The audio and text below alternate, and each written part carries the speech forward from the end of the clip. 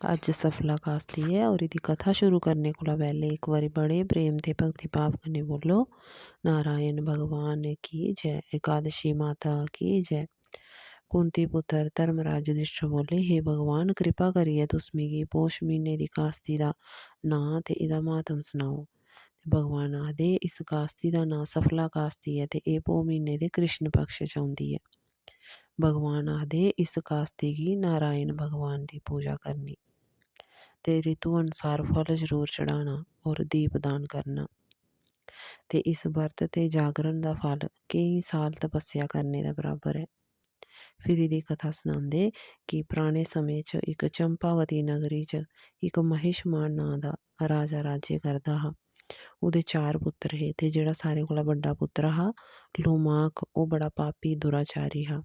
ओह् अपने पिता दा धन बुरे कम्म पर खर्च करदा हा ते देवता ब्राह्मण वैष्णव आदि दी निंदा करदा हा।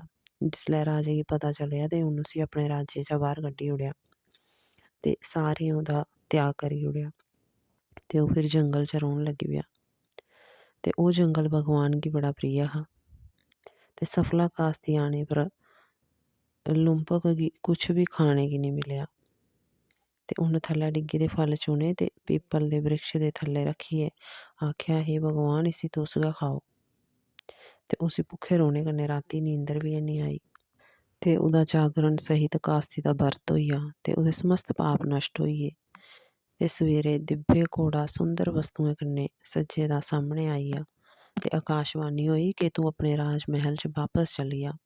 नारायण भगवान दी कृपा कन्नै तेरे सारे पाप नश्ट होई गे ते उन्न सुंदर वस्त्र आभूषण धारण कीते ते अपने महल च बापस चली गेआ ते अपने पिता गी अपनी सारी होई बीती सनाई ते ओह्दे पिता ने सारा राजभार लुम्पक गी सौंपेआ ते आपूं तपस्या करने गी वन च चली गेआ ते लुम्पक ने बी शास्त्र अनुसार राज्य चलाया ते ओह्दी स्त्री बच्चे सारे बड़े भगत होए ते वृद्धावस्था आने पर उन्न बी राजपाठ अपने पुत्तर गी सौंपेआ ते भजन करने आस्तै वन च चली गेआ ते अंत च उसी विष्णु लोक दी प्राप्ति होई।